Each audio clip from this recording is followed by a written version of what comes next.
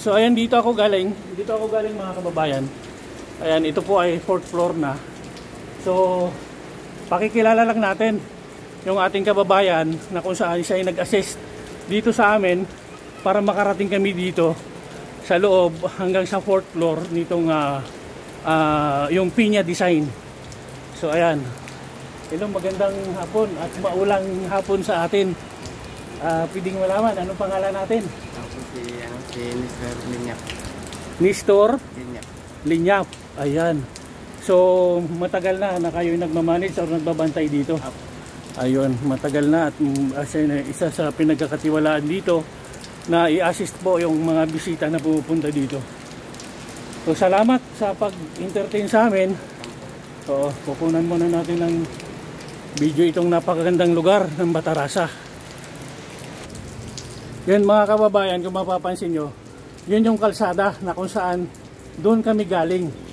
Galing kami ng Puerto. So dumiretso kami ng Brooks Point. At ayun, dito kami napadpad ngayon. Kasi nga nag-road trip kami. Kasama ko yung aking pamilya. So ngayon nandito kami sa Batarasa. So ayan, ipakikita lang natin yung napakagandang view dito sa 4th floor nitong Pineapple Park Museum. Ayan, grabe dito mga kajong rides. Ayan, grabe. Dito bandang likod ako, mapapansin nyo, napakatataas ng bundok at napakaganda ng mga tanawin dito. So ayan, ito yung ibaba ng Pineapple Museum Park ng Batarasa. Ayan na, napakaganda.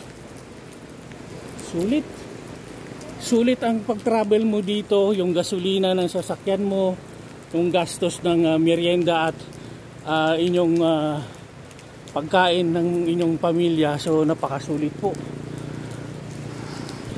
So dito naman, kung kanina makikita niyo sa gawing likuran, kabundukan na napakagandang bundok ng Batarasa. So dito naman ay nasa kapatagan kung saan puro palayan po ito na napakagaling ng pagka-design ng mga basakan nila ng mga palayan. Ayan, mula doon papunta dito. Ayan po. So sige po mga ka-Jong Rides, ito po si Jong Rides mo to. Kung magustuhan nyo po yung aking video, paki-like and share na rin po, paki-follow na rin po, baka sakaling sa mga susunod pa po natin na mga videos ay kayo po ay maka-update sa ating mga gagawing video. So yun lang po, maraming salamat mga kababayan, ingat po tayo palagi. Jong Rides mo to ang aking Facebook page. Thank you.